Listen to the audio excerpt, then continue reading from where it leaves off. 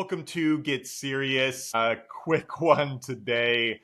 So I was just reviewing a number of properties on Land Daily Diligence, typically hosted on Mondays and Thursdays whenever we have a number of deals to take a look at. And I just can't reiterate enough on how careful you have to be before you consider subdividing a property.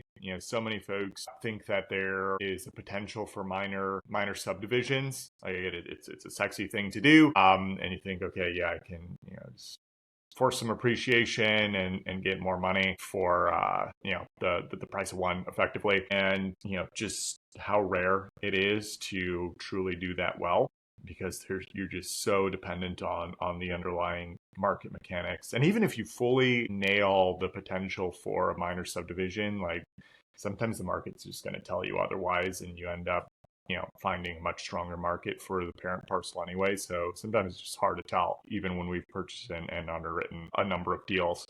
And so, like, some quick guidelines again here is that if you are considering a minor subdivide, first understand everything that goes into it. What's the cost? What's the approval process? Do you have to go to any type of hearings, anything like that? Do you have the requisite street frontage to allow for a home to be built on the property within the setback regulations, what have you? Just scan around the area. Are there other examples of child parcels that already exist, even within the relative vicinity, within like a couple mile radius, ideally even less than that give an indication that you're not going to be the first child parcels to market. I would rarely, if ever, want to be a first mover trying to do something like that, unless you just have a longer term hold and you're willing to account for some extra risk here. But generally in land flipping, that is not the name of the game. So something to consider there. And then, just looking at the sold comps, when you have to account for, doubling or potentially more the inventory that you're bringing to market, is there a more active market for child parcels in the first place? Like, again, if you have one potential parent parcel, and let's just take a single split, you have two child parcels that you have to move, and you might have different acreage here, but more often than not, child parcels tend to have somewhat similar acreage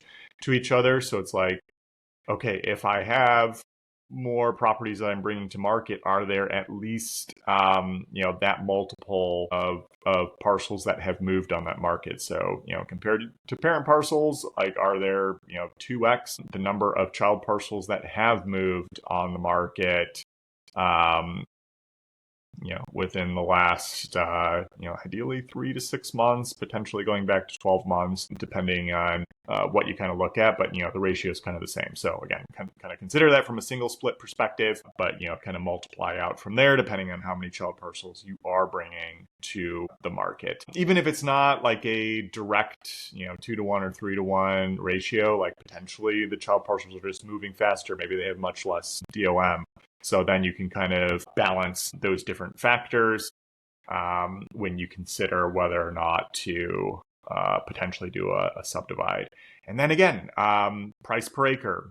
You have to be careful of that if you're doing smaller child parcels, like sub 2 to 3 acres, roughly, because then price per acre or per acre pricing really starts to break down. So you have to be more cautious of that.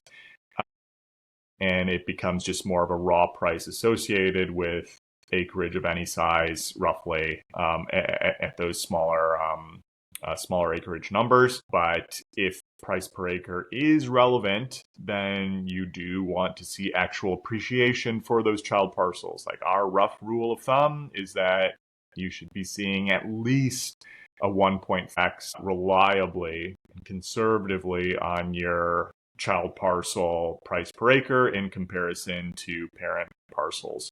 And also being aware of adverse selection. Are some of your child parcels potentially more valuable than others, or are they relatively uniform? So those are, again, just some quick guidelines to get an idea of whether a minor subdivision even starts to make sense here. Like, I just went over this in 5 minutes. that I see almost nobody do properly for deals that are sent over to us. And, we've built up this expertise over thousands of property reviews here. Subdividing is hard. Don't, again, kind of take it lightly with the risk involved, especially in a more difficult real estate market like this. So you can do it properly, but you have to be following the guidelines. Otherwise, just try to stick with the parent parcel and price appropriately. With all that in mind, seriousland.capital for any of your funding needs, DK minimum purchase price and above, Land Daily Diligence Facebook group, which I just mentioned. Subscribe and share, everybody. Looking forward to next time. Take care now. Bye.